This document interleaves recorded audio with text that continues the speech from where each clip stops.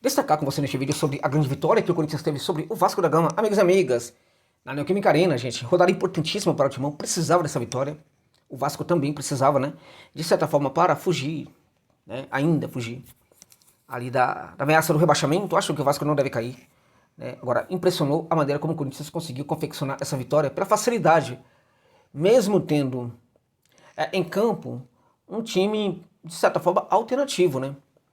Porque não jogaram alguns jogadores importantes, e o mais importante de tudo foi o fato de que o Corinthians foi a campo sem desses dois jogadores aí que formam essa tríade tão impressionante que é a tríade Depay, Yuri Alberto e Rodrigo Garro. Quando você tira um jogador disso aí, pode complicar muito. Quando você tira dois, a possibilidade de que tenhamos uma complicação ainda mais profunda também aparece. Contudo, né, mesmo sem os dois atacantes, a equipe do Corinthians hoje manteve a qualidade do seu jogo, em virtude de que, dentre outras coisas, o Rodrigo Garro jogou um bolão, comandou completamente a equipe do Corinthians, tomou conta, desfilou ali no meio de campo, né?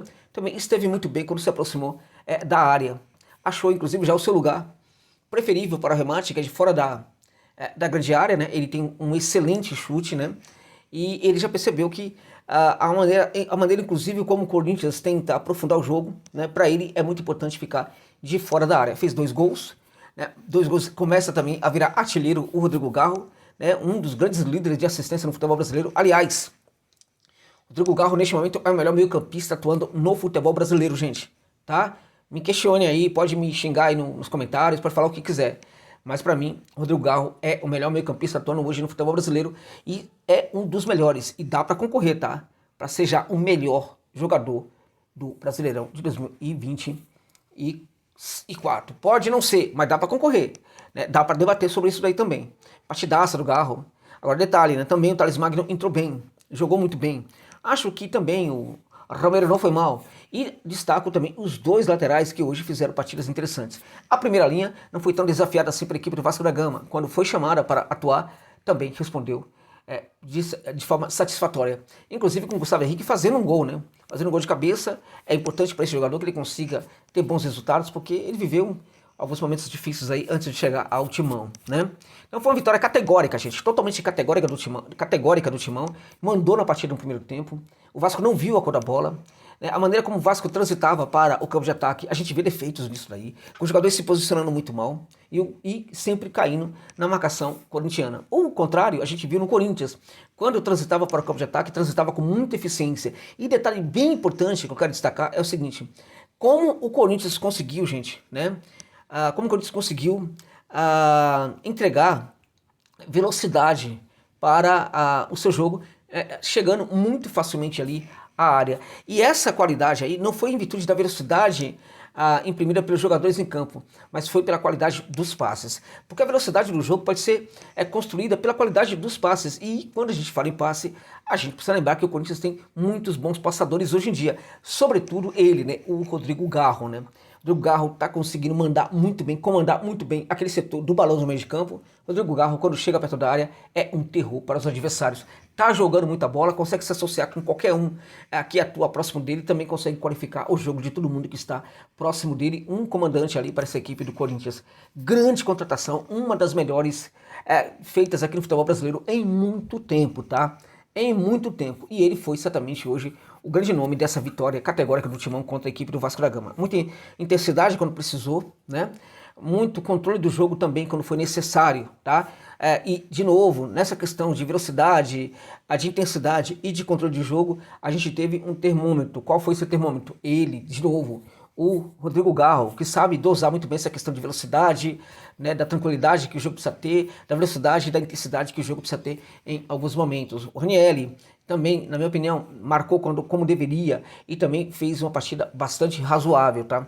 Bom, no Vasco da Gama, infelizmente, não tivemos muito destaques. É lamentável ver o Verratti, né, perdido lá na frente, sem ser necessariamente acionado. Essa bola não chega, ou chega ali mascada para esse grande atacante da equipe do Vasco da Gama, tá? Pumita Rodrigues fazendo ali uma partida bastante razoável, fez um golaço, inclusive, né? Mas o Vasco da Gama tem problemas, inclusive pelo lado do campo, inclusive pelo setor do Pumita.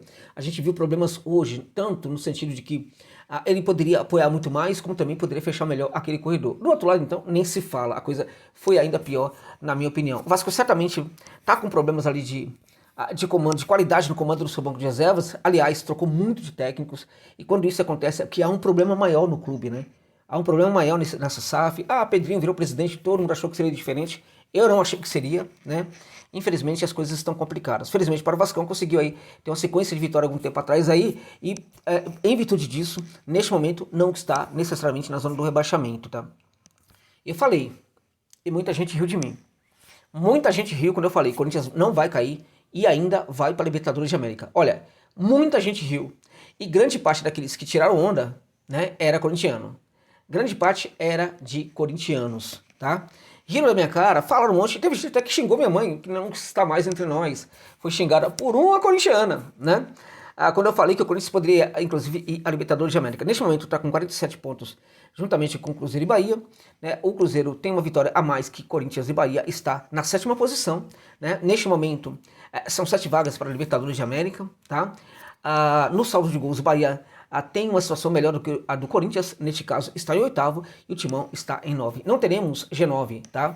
Podemos ter G8? Podemos, a depender, por exemplo, do que vai acontecer na final da Libertadores de América entre Botafogo e Atlético Mineiro, tá? Mas podemos, se por acaso o Botafogo for campeão, teremos sim o G8, tá?